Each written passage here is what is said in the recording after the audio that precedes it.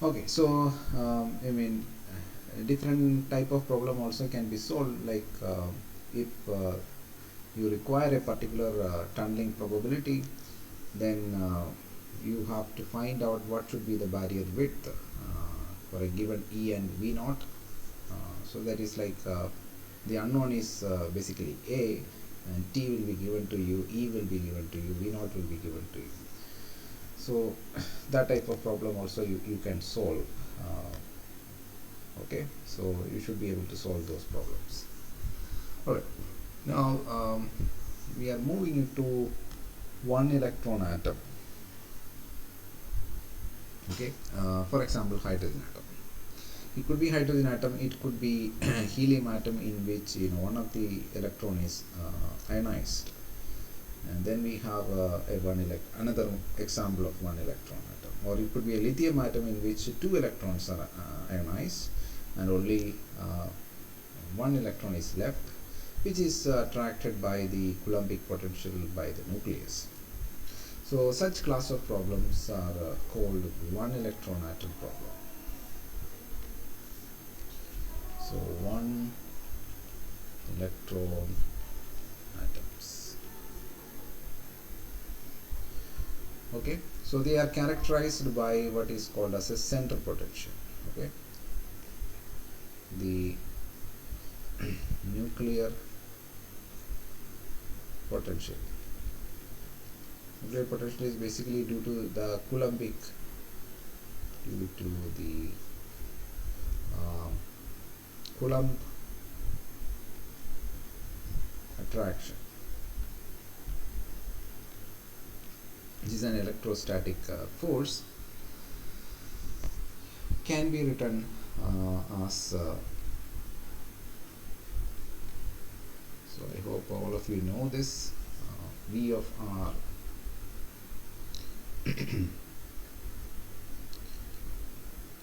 now this potential, though it is a 3D potential, if you take the center of the atom or the nucleus sitting at the origin, then the magnitude of this potential depend only on the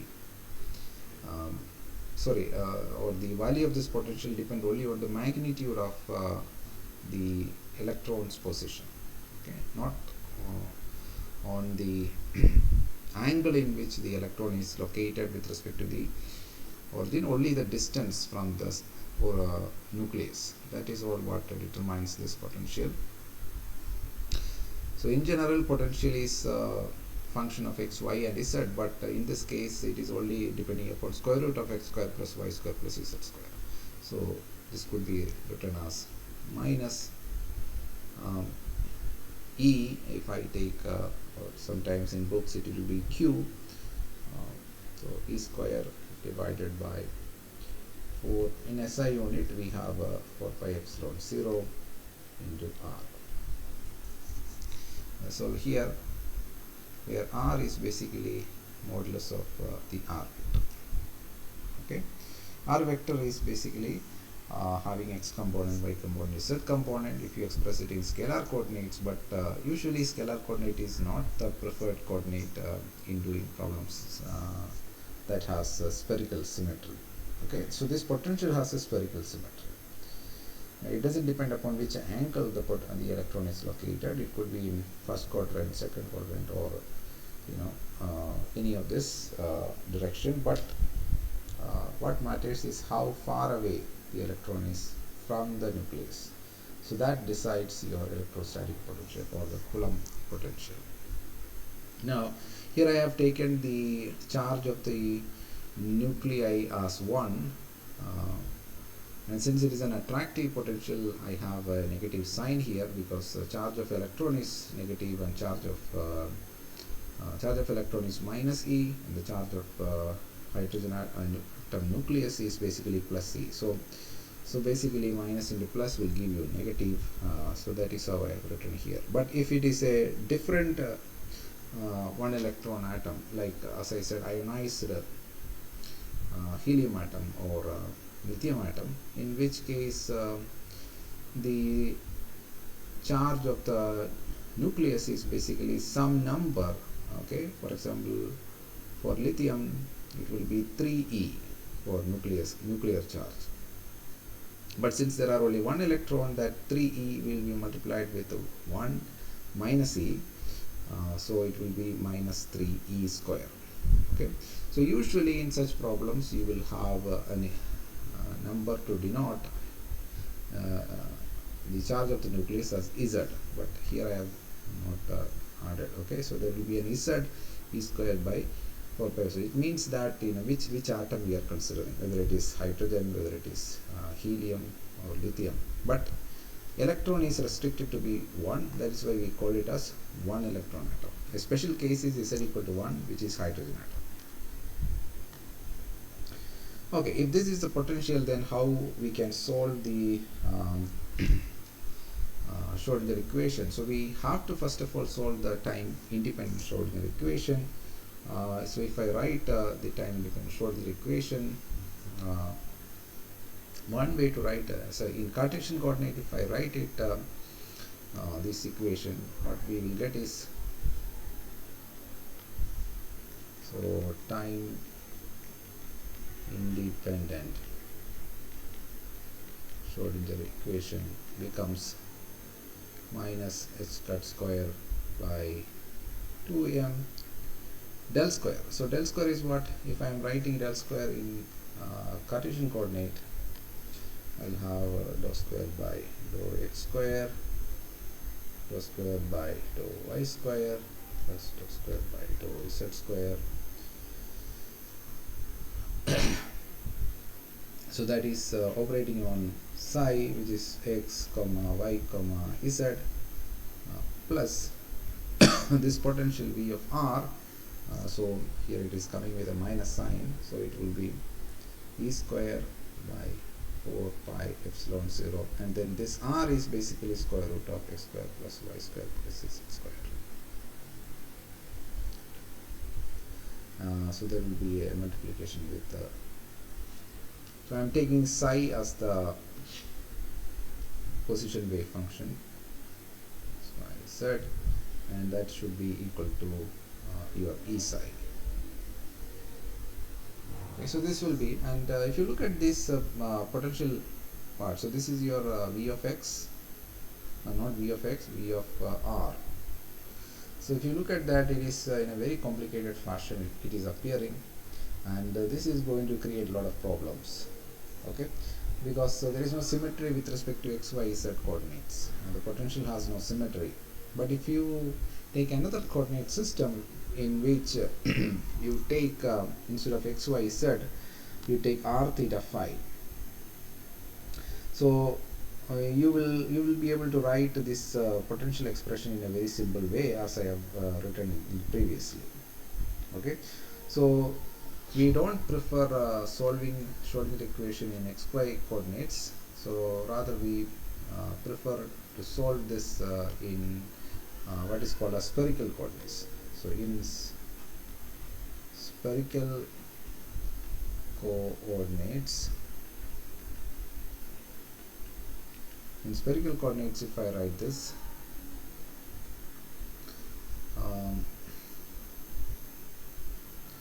so what I will do is I will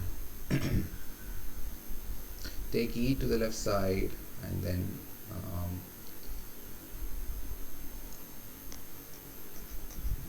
rearrange with this minus sign, multiply with 2m by h cut square, so then I can write it as, so let me again go back to the general way of writing. So that is, now I am going to write it as r, theta, phi. Okay, r, theta, phi are the coordinates in a spherical coordinate system. So you can write the Schrodinger equation as 2m, m with a suffix 0 I am putting, for electron mass, 2m 0 by h cut square into E, which is the energy which we do not know the eigenvalue, and then you have V of R, which is this, okay, into psi r comma theta comma phi. equal to 0. So this way you can write. Now, so though the potential here becomes takes this form, it has only one variable. Though our wave function is of r, theta and phi, 3 variables, we have only the potential which is function of one of those variables, that is r. Okay, it is independent of theta and phi. As I said earlier, it doesn't depend on the direction. The Coulombic potential only depend on the distance between the nucleus and the electron. It doesn't depend on which direction the electron is located. So there is a convenience here, but what about del square? How do we write del square, which is the Laplace, which is also called the Laplacian? Okay, del square is called the Laplacian. So Laplacian in so this is also the Laplacian. This is Laplacian operator in Cartesian coordinate system. But now we have Laplacian in spherical coordinate system.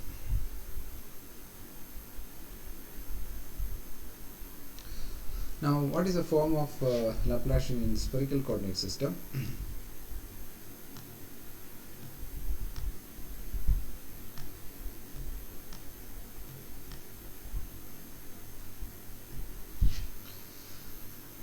So del square in spherical coordinate system will have the following form, that is 1 by r square into dou by dou r square dou by dou r, then 1 by r square sine square theta dou square by dou phi square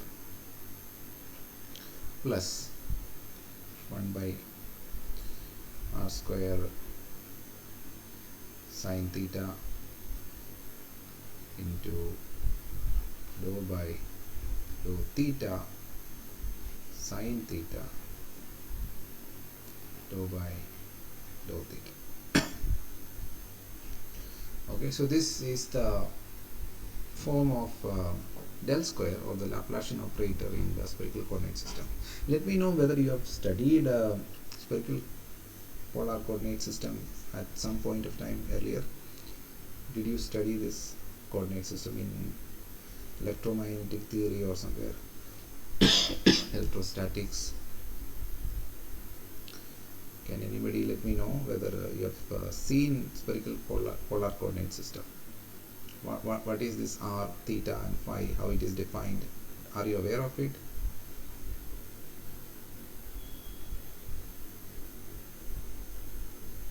Hello? Can you hear me? Yes, sir.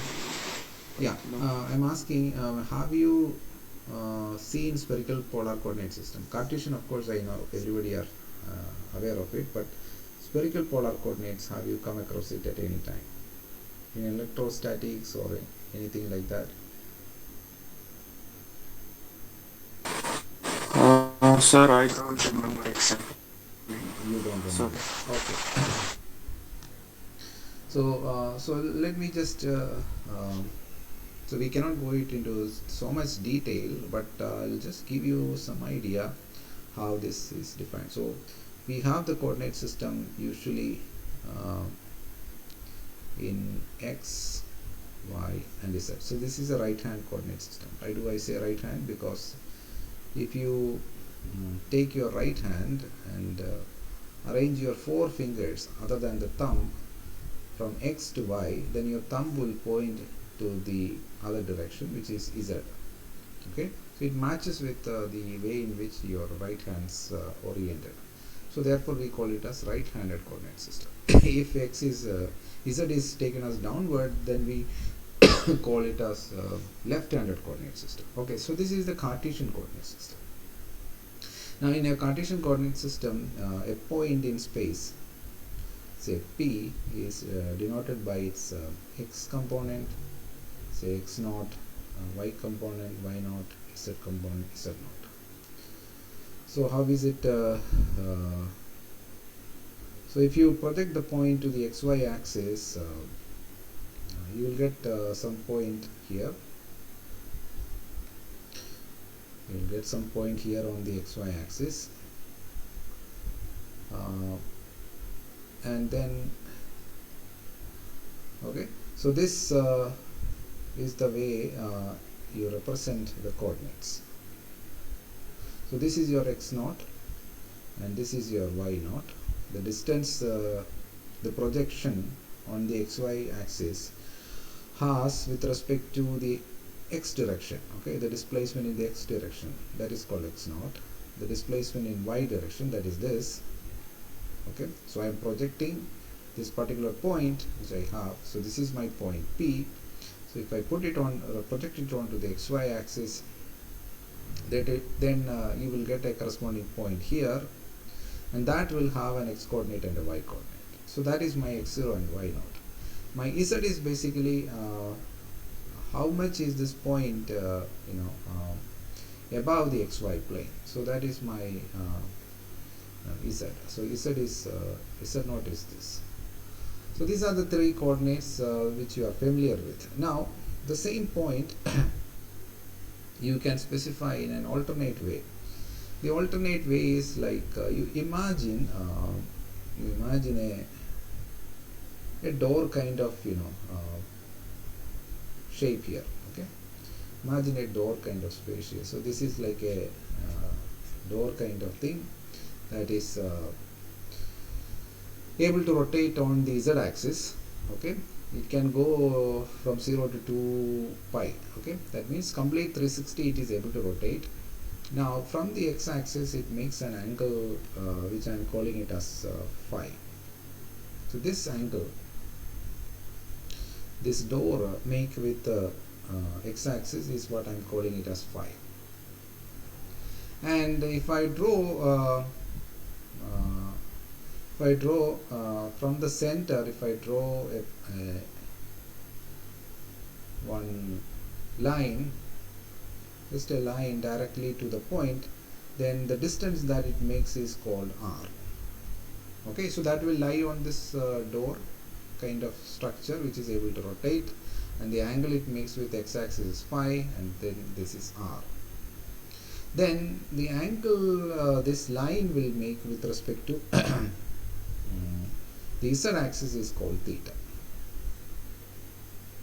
okay. So I hope you can visualize now. So this point can also be specified as P as specified by three coordinate values. R is equal to something, that is this distance. Then you have R theta. Theta is this angle, okay. It's like a angle from the z axis, okay. So if theta is equal to 0, it will coincide with this axis. The maximum value theta can make is pi, okay, which is 180 degree. That will make this go downward direction, minus z direction. So r theta phi, if you specify, I can specify the point. Now the connection between the spherical polar coordinates and the x coordinate you can establish. For example, if you take z naught, I said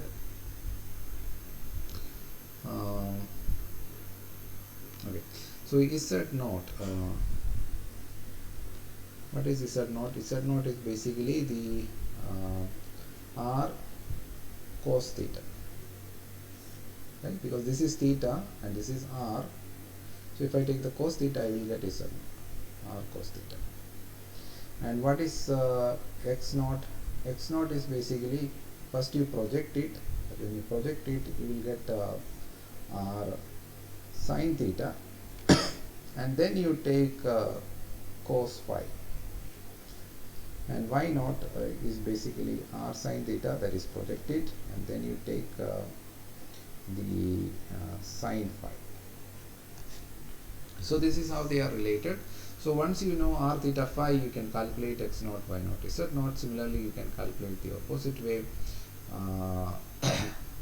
For example, r you can write it as square root of x naught square plus y naught square plus z naught square. And then you can write theta as basically you can invert the first equation and write it as cos inverse z naught by r. Okay, so then similarly, if I take the ratio of the second and third equation on the left hand side, so I will get basically phi. Phi is basically tan inverse y naught by x naught. So this way I can go from one coordinate system. So for every point x naught, y naught, z naught in the Cartesian coordinate system, I have a corresponding coordinate variable r, theta and phi.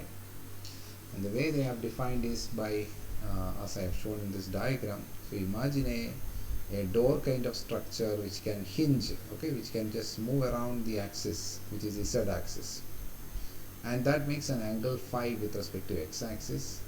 And then imagine a line connecting to the point from the origin. So this is my origin. So from the origin to the point, you imagine, and the distance that line makes is r, and then the angle z axis makes with that line is what I call as theta. So this way I can write. So now so let me write the Schrodinger equation for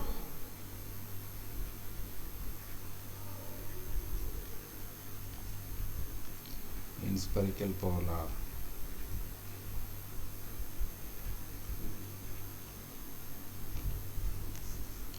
so we have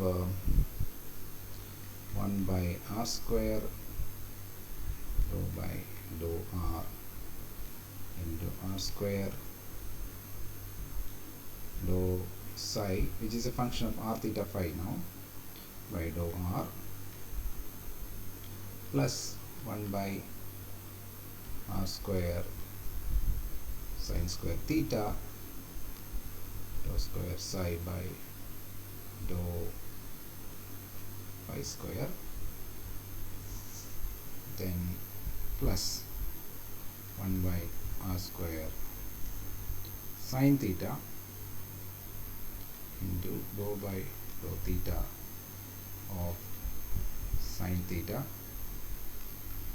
dou psi by dou theta. So this is our del square psi, then plus the rest of the part 2m0 by h cut square into e minus v of r. So v of r, whatever expression I have earlier written it down, v of r into psi. So that is equal to 0. So this is the Schrodinger equation. So where our v of r, let me just write, it is basically minus v square by 4 pi epsilon 0 into r. So this is the equation that we need to solve, and like before, our attempt is to solve it with the help of separation of the variable, okay, technique. So let us denote this as r theta phi is equal to some function of r into some function of say theta, then and some function of phi. Okay, so let me maybe I'll take phi. So r is only a function of r, t is only a function of theta, and p is only a function of phi. So substituting this and then rearranging this, let's see whether we are able to separate out things. So we will get basically sin square theta by r into dou by dou r into r square dou r by dou r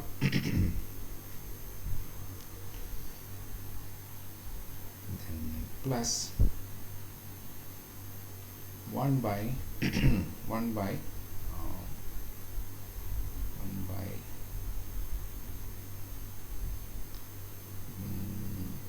p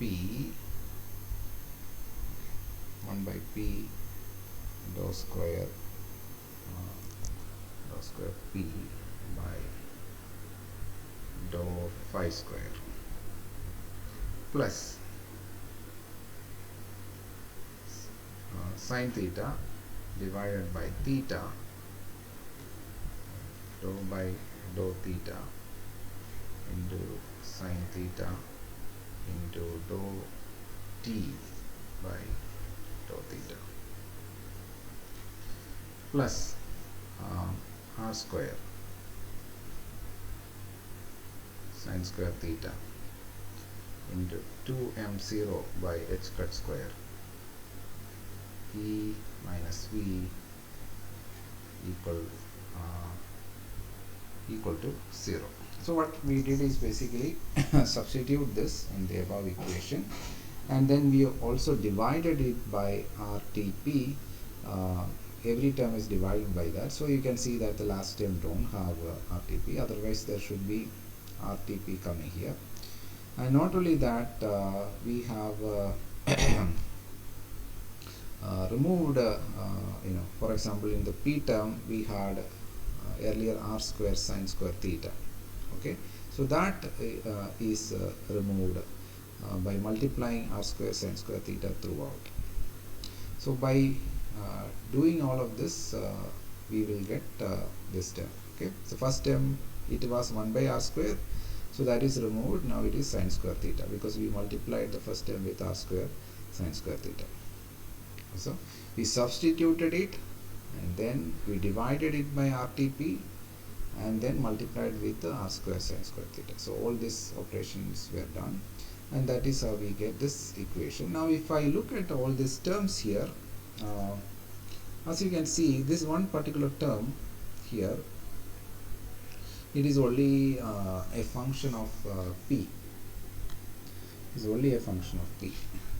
Okay, or phi. The variable is phi, and the function p is basically a function of p is p of phi. It's only a function of phi. So therefore, I can say that I can take it to the other side and say that one side of the equation is only depending on phi, other side depend r and theta. So therefore, I can say this is some constant, and so I can equate it to some constant.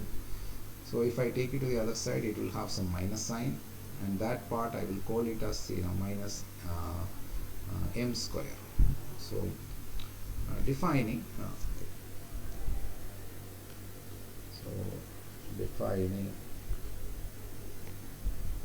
so whenever we apply the variable separation method, for each separation we will have one constant that will be coming, and so here in this case we are saying 1 by p into d square p by d phi square, so that we will call it as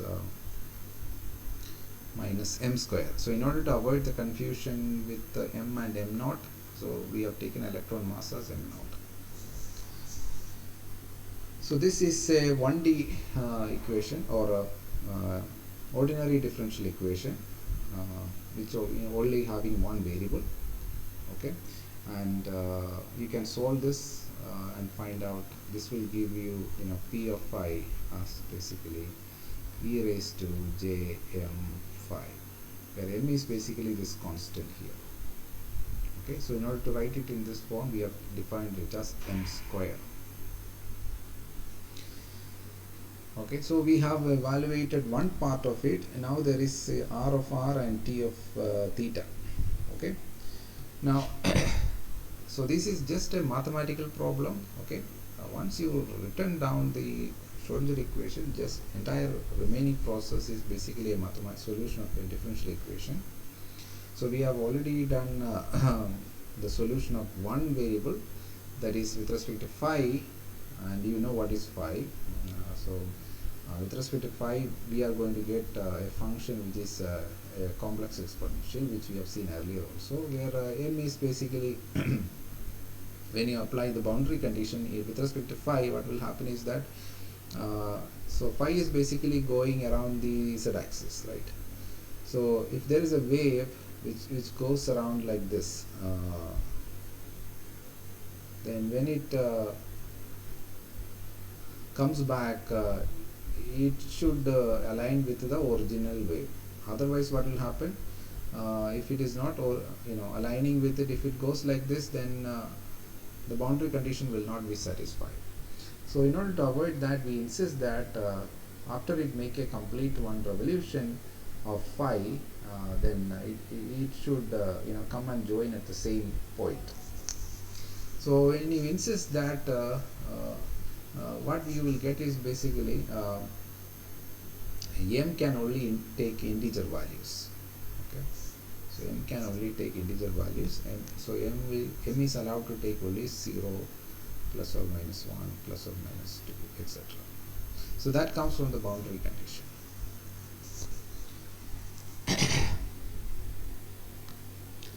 Okay, so now what about the rest of the problem? The rest of the problem, as I said, it is a little bit difficult, and we can't cover it also. That is also not our focus for this course. So I only am interested to show you the the way the problem is set up, and then finally by applying various mathematical techniques like the variable separation method, so now you can substitute m square into the, instead of this term we can substitute minus m square here, and then we will get a differential equation in two variables, that is r and theta variables, and then we have to see whether we are able to separate r and theta variable or not. And if you see that it's not that clear whether we are able to separate or not, because you see that the third term or the last term, if you look at r is there and theta is there, they are mixed up. Okay, but if you divide it by sine square theta again, then okay, maybe I will write one more step. So I will substitute for 1 by p dou square p by dou phi square, I will substitute it as minus m square, and then I will divide throughout everything with sine square theta. So then I will have 1 by r, which is my function of r, dou by dou r square dou r by dou r, plus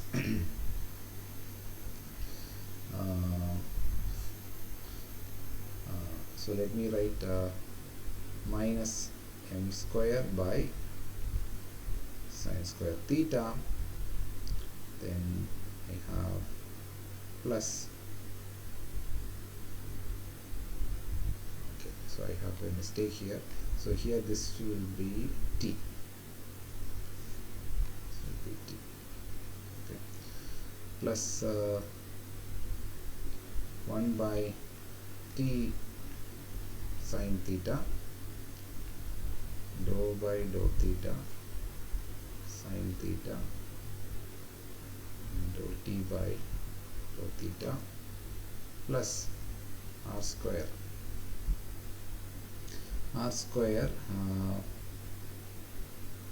into 2m naught h square e by v of r equal to 0. So we will get like this.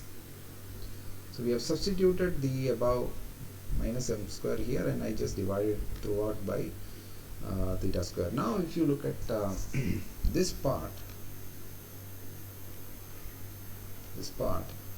is only a function of theta, and the remaining part is only a function of r.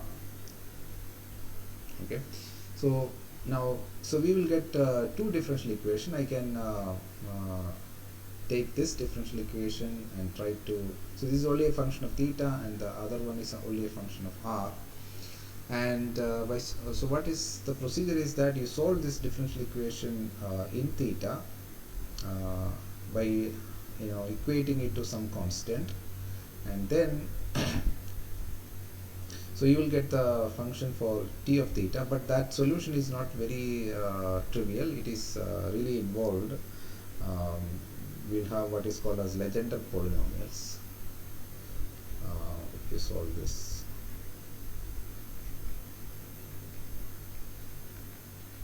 Okay,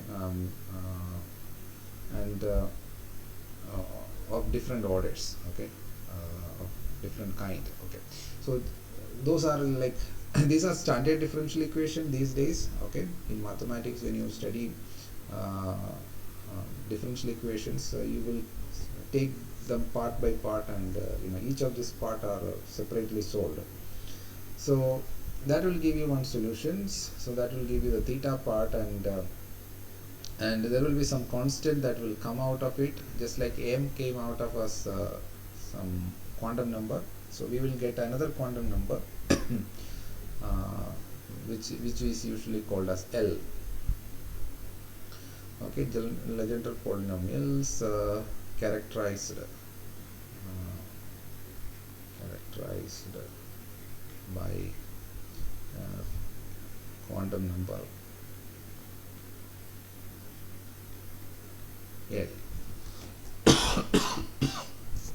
And then substitute whatever is that constant here, you substitute here, and then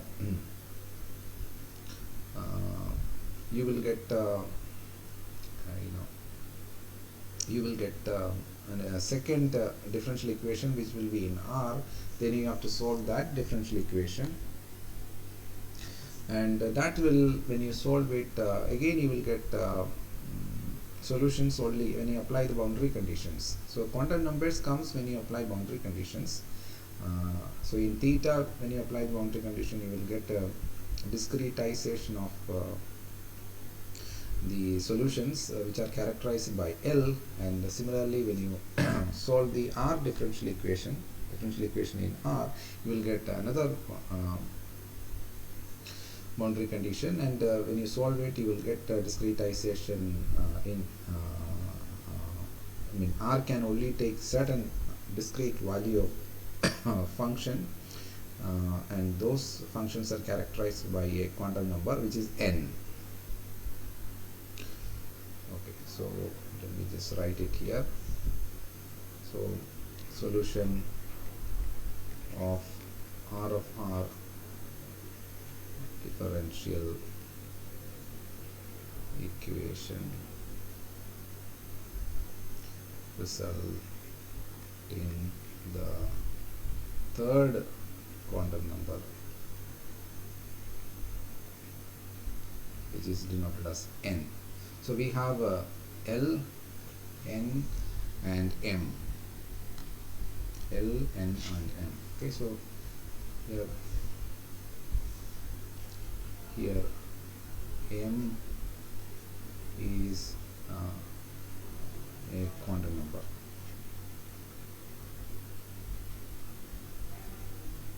So there is m, and then there is L, and there is n. So this, so the final expression, so your phi, which is written as r, theta, and phi, will have three quantum numbers, which is n, L, and m. Okay. So when you solve a 1D problem, we had only one quantum number, but in 3D problem you will get three quantum numbers, and energy and the So these are the eigen functions. Okay, so we get the eigen function, that is the energy eigen function, as characterized by three quantum numbers n, l, m, and the energy depends only on the quantum number n. So only n characterizes the energy of the electron in the atom. Okay, it doesn't depend on L and M. Okay, and the energy, since it only depends on n, so you will write E suffix n, and if you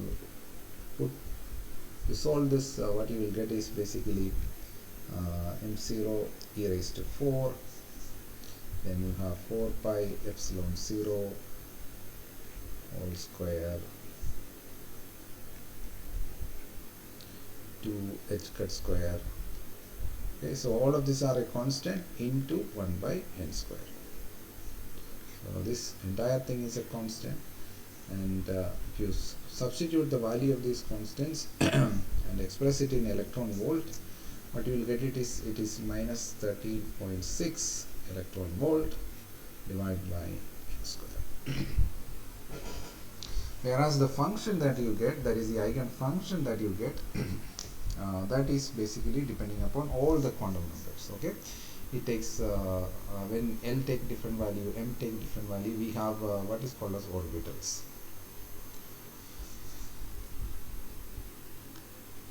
So this is how the orbitals comes. It's basically the functions that we get, the eigen functions that we get when you solve the Schrodinger equation. Okay, but of course the solving of Schrodinger equation in this particular case, as I said, it takes hours of time to completely write down the solution. But I gave you a sense of how things are done here. And there are certain connections between n, l, and m. Okay, so the three quantum numbers are related as follows. Number one, n can take values 1, it can take non-zero integer values, or positive integer values 1, 2, 3, etc. like this. It's independent. Okay, and then you have L, which is corresponding to the theta coordinates, takes value like takes values from 0, or rather I will write in the reverse direction, n minus 1, n minus 2, up to say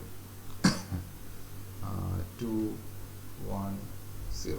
Okay, depends on the value. If n is equal to 1, then all that L can take is basically 1 and 0. It can take only 0. Okay, but if n is 2, then it can take basically 1 and 0. So like that. And m actually depends on L, so it takes values from say minus L, minus of L, minus 1, etc. So say minus 1, 0, then plus 1, then 2, etc. up to then L minus 1, L, like this. So minus L to plus L. Okay, all integers from minus L to plus L, it takes value. So these are how these things comes. It comes because the solution exists only under those conditions. So when I derived here, m is basically I said that 0 plus or minus 1 plus or minus 2, so that is what I get here. But the thing is that when I try to solve the theta part, m enters into that.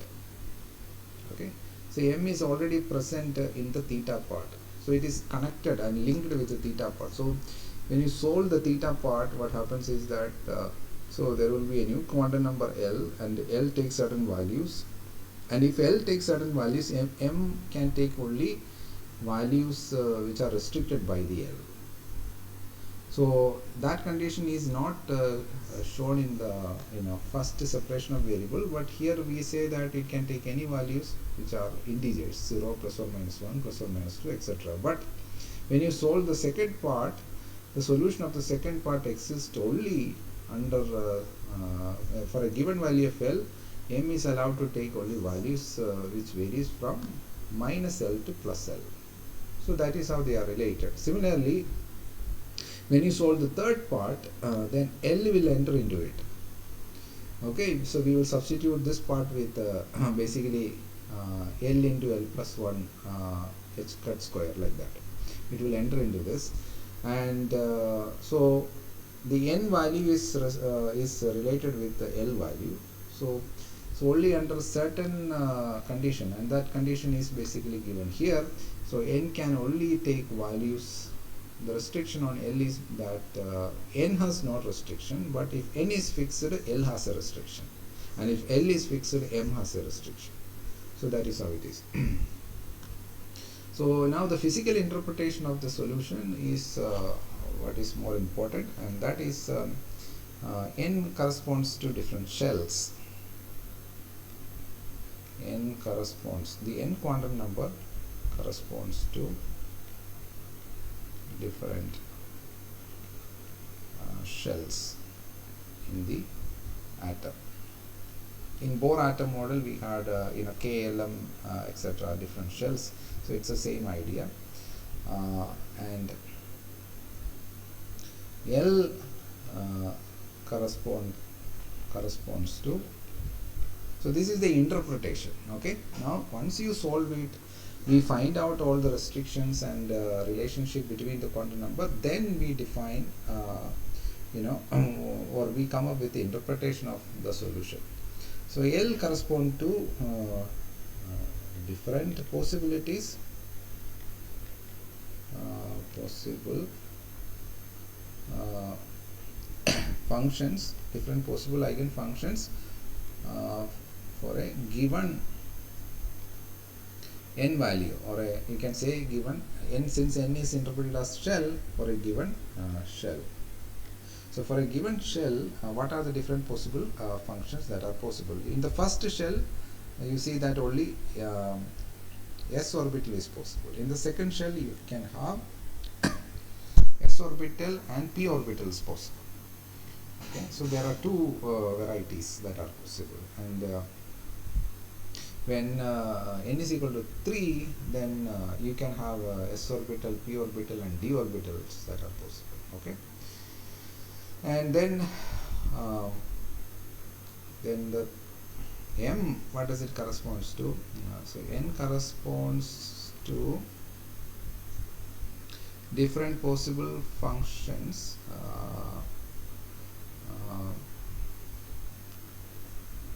that have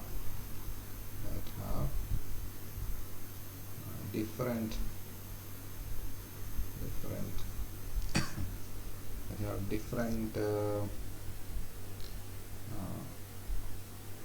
m corresponds to different possible functions that have different what you call magnetic moment.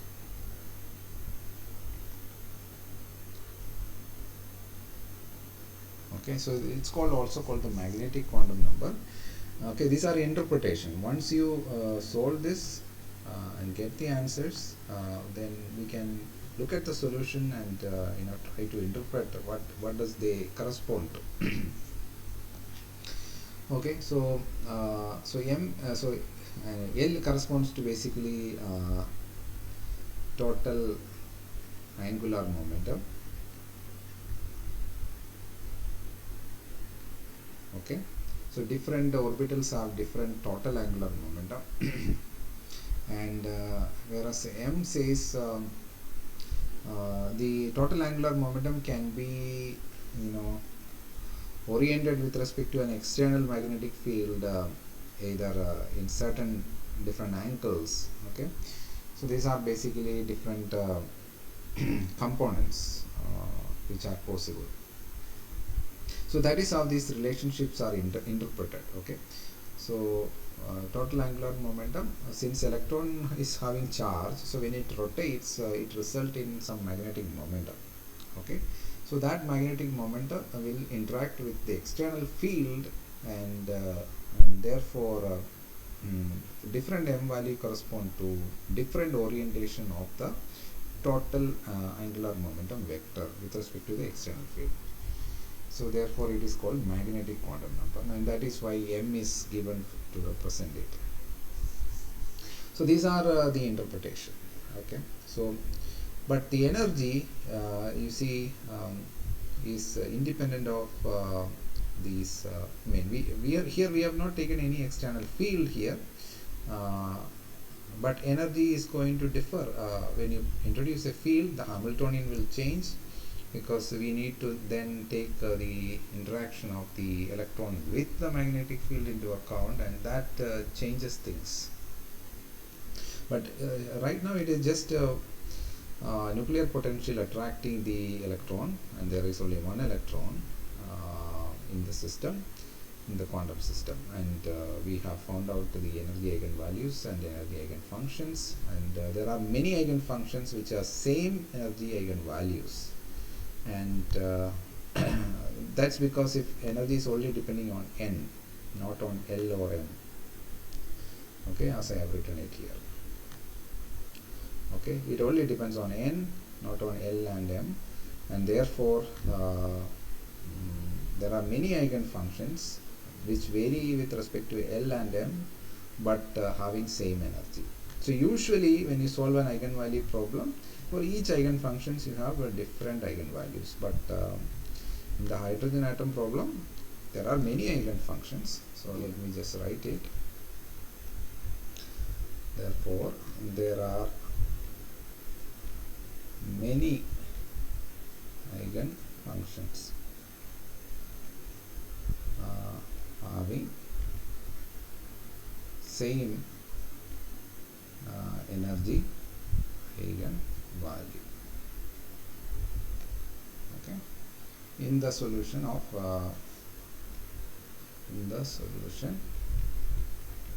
H atom problem. This case is called as degenerate. Okay. That is a word. If many eigenfunctions have same eigenvalue, we call those as the degenerate states. Okay, degenerate state. So those states which have same energy eigenvalue are called degenerate states. Okay, they are said to be degenerate.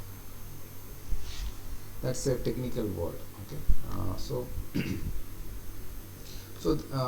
you see that all the electrons in or if the electron is sitting in any of the n equal to 1 orbital, for example it could be s orbital or p orbital, and if p orbital itself has px, py, pz orientation, so any of this the energy is going to be same if it is in s orbital or p orbital, but with n equal to 1, okay, sorry, n equal to 2. So the second shell, so we have same energy. So all those orbitals, example here 2s, then 2px, 2py, 2pz, all of them have energy E2, which is minus 13.6 divided by 2 square, that many electron volts. All of them have same energy. So that is why when you write down the energy, then you know for all this particular shell it has same energy, whereas 1s electron has a different energy.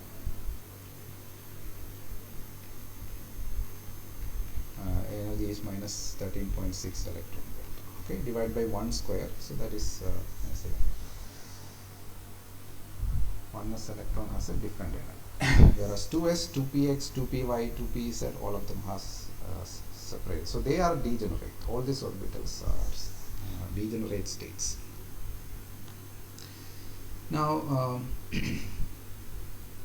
what else we can discuss about here? So if you want the function for oneness orbital, okay, that is psi 100.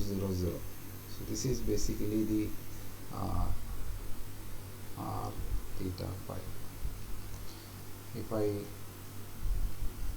write it down, it comes like this: 1 by a0 raised to 3 by 2 e raised to minus r by a0. So here a0 is called the Bohr radius,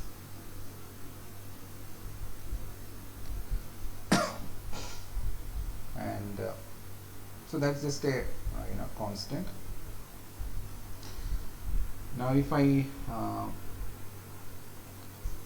plot this, it will be spherically symmetric. It's a 3D, in the 3D space, the function, if you see that it is exponentially decaying. Now one thing that we need to be clear is basically when you take the probability density function, okay, the probability density function, when you plot with respect to say r, then you have to multiply it with r square, because earlier in the 1D problems I said the probability density is given by, in 1D problem, probability is basically phi of x modulus square into dx. So that is how we say. But here in 3D problem, this probability, if I say it is psi, say r theta phi, we have to take the modulus square, and we have to multiply it with r square sine theta dr d theta d phi. This is what we need to multiply with. Okay, so this comes from the coordinate system. Okay, so again, you in order to understand this, you have to go back to the coordinate system, and the length that will change when you change theta by some d theta. The amount of length that will change from point P to another point P dash will be which will be given by r d theta. Okay, what I mean is, you go back to coordinate system. So let me just draw it in, say, z and y coordinates. So here is the point. So this is our r.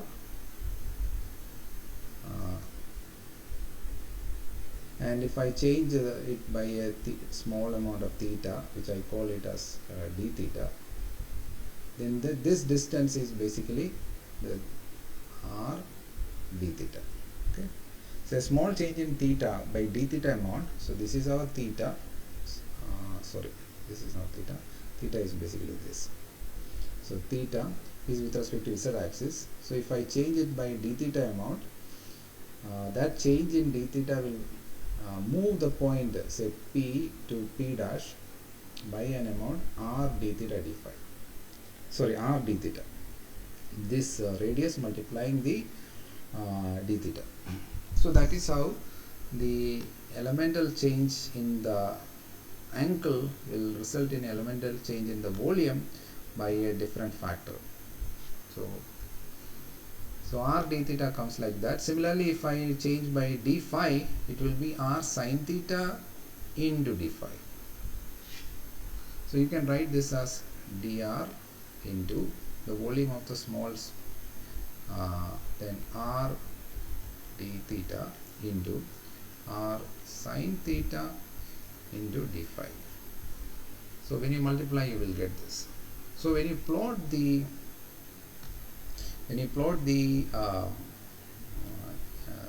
volume in the Cartesian coordinate, we did not have this problem.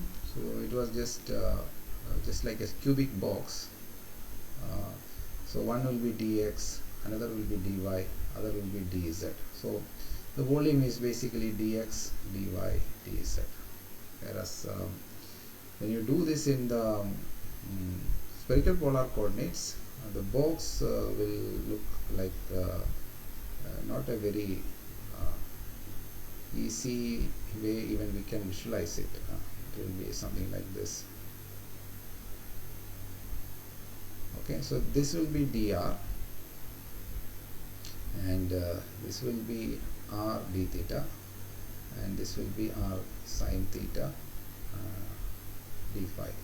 So this way you have to look at it, and the volume will be written as a product of, so you can approximate it as a cube with length which are dr, r d theta, and r d phi d theta. So dv here is this, and dv here is basically r square sine theta dr d theta d phi. So because of this, when you find the probability density and plot so you have to plot r theta phi modulus square into r square. Okay, if you are plotting with respect to r, you have to plot this quantity. So for s orbital, if you plot this with respect to r, you have to plot this. So in this plot, if you plot, it will look like this. This is how the s orbital look like, and the peak is at a distance called a0, which is what we call as the Bohr radius. Okay, so here this is for 1, 0, 0.